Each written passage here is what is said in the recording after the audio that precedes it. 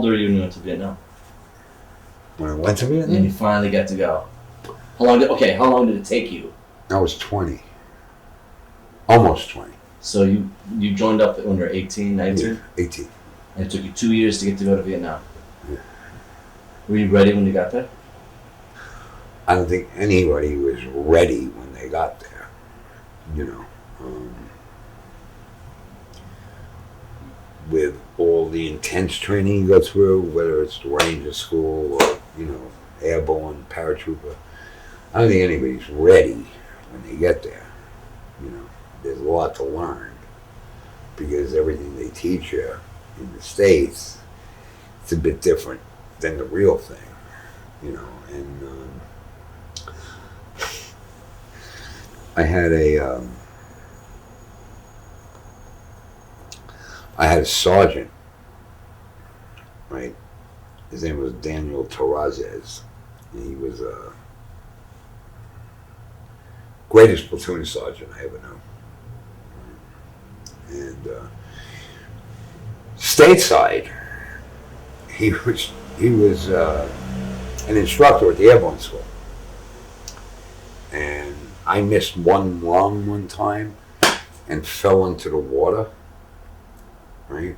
And he just walked into the water and he grabbed me and he pulled me out of the water and just stood me up and he said, "You know what?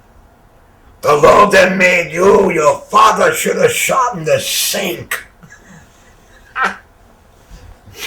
So I get to Vietnam, right? There's this holding area in a place called Long Binh, right? And you had two formations a day. You had one at 6:30 in the morning and one at 6:30 at night. And you had a number. And if they called your number, you went out and they'd assign you to a unit. So I was there for like 2 weeks before I got assigned. And they called my number and I'm getting all my shit packed up and stuff. And now I'm saying to myself, wow, you're going to Indian country, man. You're going out there where the shit's happening. In one regard, you're really like excited about it. And on the other regard, you're just stone cold terrified, right? So what happens is the helicopter comes in to take you to your unit. Get on the helicopter, we're flying, and I'm looking at this sergeant across from me. I said, man, I know this guy. Turned out to be Danny Terrazes. Right? So I looked at him, I said, "Sarge, you remember me?" He said, "You're the one they should have shot in the sink." Like that, he remembered it. That's how good he was. And, you know, we got to a little bit of talking. I said, you know, let me ask you something. I said, how is it out there for real? And he said, we go out. We kill a few of them. They kill a few of us. He's good. I was a warrior. And like I said, he was the best platoon sergeant I ever had in my life. Danny was fucking, he's in books. I mean, they've written books about him, you know. But it was just like, man, they kill a few of us. We kill a few of them. He's good. And you know what? It was good. Because people, you know, people just don't understand. Okay, your first, what was your first kill? Do you remember, like? No, to tell you the truth, I don't, because we were in a firefight and the bush was so thick and all you could see was muzzle flashes and we were shooting back and there was a bunch of dead guys and I don't know who I hit. It was just, we walked into the shit and they started firing and we started firing.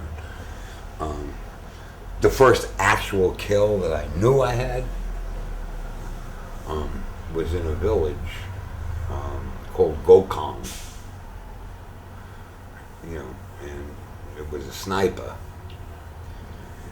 And he just started firing. He took the lieutenant out in front of me. But I just saw his muzzle flash. And when I saw his muzzle flash, I just hit it onto where he was. And he just came falling out. You know? I mean, that was the first actual kill. But there was 90, 93 came after that.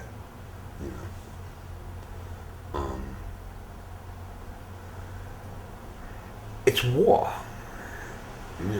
Like I don't consider it, murder or anything like that. I mean, it's like all these peacenik fucks, They don't understand what it is, Like, I'm a firm believer in don't talk about shit unless you've been there. For real. Don't talk about like the mob. Don't talk about dealing dope. Don't talk about this. Don't talk about that. Unless you've been there. Because you got no right to talk about it. Because you don't understand unless you've done it. And that's what I was saying when I was coming home from Grumman Aircraft that time. That was my thought. Let's go see what Vietnam's about. Let's go see what a war is. I was telling boss last night, how many chances you got to actually go to war? How many chances you got to actually be a fucking warrior in your lifetime? Not many. Although it's increasing more and more now. But, you really, there was World War II, there was Korea, and then Vietnam. And it was just like, why would you want to miss that? Right? We did talk about that last night, yeah. Why would you want to miss it? Peter Weiss wanted to miss it. Did he? Oh, yeah, tell Billy your story, Peter White's story. Although, let's not get on that tape with that. I guess. That ain't... No. Tell that Billy... I'll tell you that off tape. Yeah. Off tape. Yeah. Well, You'll pee your pants. I want to, the first night out, you've got all this training underneath your belt. You know what the fuck you're doing. But you don't know what you're doing. Are you following the leader? You have no idea what you're doing, and it's like, again, I was telling Ross last night. Could you pass me the glove, please? As long as you maintain. I'm maintaining it. Now, remember I told you, wash the nozzle last night. What was I telling you last night? About knowing but not knowing, going out, the NFG guys. Yeah. NFG. New fucking guy. NFG. Right? What is it? New fucking guy, right? FNG. Oh, fucking new guy. Oh, new fucking guy. When you're the fucking new guy, yeah. The FNG. For a month, none of these guys on this team spoke to me, other than, come here, set up that claimer over there, you sit here, this is what you got to do, blah, blah, blah. But there was no hey, how you doing, none of that. It was just a cold shoulder. For a month. Until we got in the first firefight. When they saw you could hold your fucking own in the firefight, it's an expression that's used today a little too commonly, but once you're blooded, then all of a sudden you pop your cherry. That's what they say. You're not a cherry boy no more. Because they didn't call you an FNG, they called you a cherry boy. And until you pop your cherry, until you get into your first fight, did you maintain that clue? I didn't see you put it into the water. Now, come on now. You know how much that costs? Come on, man. It costs. And then wipe. Tom, I and get my own work. bottle tomorrow. I do Get my own bottle. It should be all clogged up, even poking a knife and cut off the top. This is the fun part. Yeah, we're communicating. What the fuck does that mean? We're communicating. Okay. When the first time you were shot at, you just automatically reacted, or? The first time I was shot at, I had no idea what was happening. I heard this it's like a click. Because what happens is when the bullet goes by you, it breaks the sound barrier. So you have this little sound barrier break. So it sounds like it's a crackle when it goes by, because it's breaking the sound barrier. So you hear this. I had no idea what was happening. I'm hearing going by, and I'm now firing back, but I had no idea that those were bullets coming at me. You know. And after the firefight, I asked my team leader, Uncle Ben. I said, "Wow, man, that was fucking ferocious." And he said, "It's what we do." I said, "What the fuck were those clicks out?" He said, "That's for fucking bullets, you stupid motherfucker." You know? And I said, "Wow." I said, "You know how many of them went by my ear?" He said, "Probably a lot. Went by my ear too." He said, "That's what we're out here to do."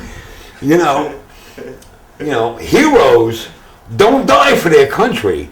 They make the other motherfucker die for theirs. You know. I mean, that's an old George Patton line. But I mean, Uncle Ben was the best guy you could be with. You know, 7 tours in Vietnam. He went over with the 173rd from Okinawa in 1965. He went home in 72. You know, I mean, and Uncle Ben was, I mean, my kids know his kids. You know, I mean, Where is he today? I lost him, man. Yeah. I just wish I could find him, man, because fucking Ben. Last time we got together was before he retired. He was at Fort Meade, Maryland. That was after he got back from Nam, but I lost touch with him. And there's no way to find. I've gotten on the phone. I don't have a computer, but I've tried, like, I know he came from Detroit. You know his last name? Whipple. No, I don't know his last name. Yeah, what was it? Whipple. Well, we'll have to do one more search. We've searched for. Tell him about Colin Newton.